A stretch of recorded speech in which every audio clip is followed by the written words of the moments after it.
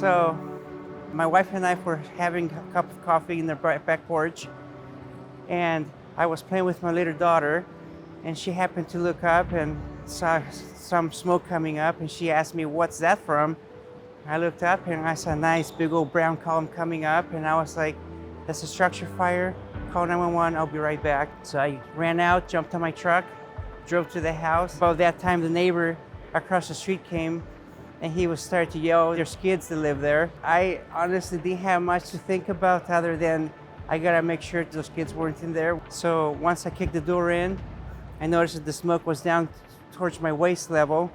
So I crouched down and looked, and I was surprised to see a little girl laying there. And then right next to her, there was another little boy there. So then I was frantically yelling at them, "Let's go, the house is on fire, let's go." And they were just kind of shocked, like, what's going on? So then I ripped the blanket off of them, I grabbed them by their ankles and pulled them towards me. And then they stood up with me, and I guided them out of the house, took them across the street where they would be safe. And I asked them if anyone else was inside. They said no. And then the parents came by really fast, and the mom jumped out of the car, and she started running towards the house, yelling, "My kids, my kids." I yelled at her and I said, "I have them." She looked and she said, "There's one more." So I said, "Okay, go back with your kids. I'm gonna go look for him." So I went back in, and by this point, the smoke had come all the way down to the floor. So as I was trying to make my way down the hallway, it was really hard to see. It was getting hot, and I figured that the best strategy for me to do this would be VIS.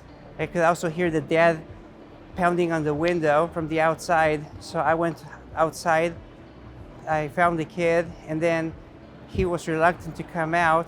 So I calmly explained to him, "Let's go." And he said, "Well, I don't want to come out." And then I said, "Let's go, your house is on fire." He agreed initially, and then I could tell he was changing his mind, so I grabbed him by the arm and just guided him out the window. Once I made sure that they were in a safe area, I started clearing the road because I knew that fire engines were coming. I could hear them at this point. So then once they showed up, I helped them get a hydrant and establish the water supply, shacked some hose for them, and once I saw that my local fire department had it handled, I went home. I was wearing shorts, flip-flops, and a t-shirt. After I talked to a couple of the guys, they were like, "You could have died." And I was like, "I guess."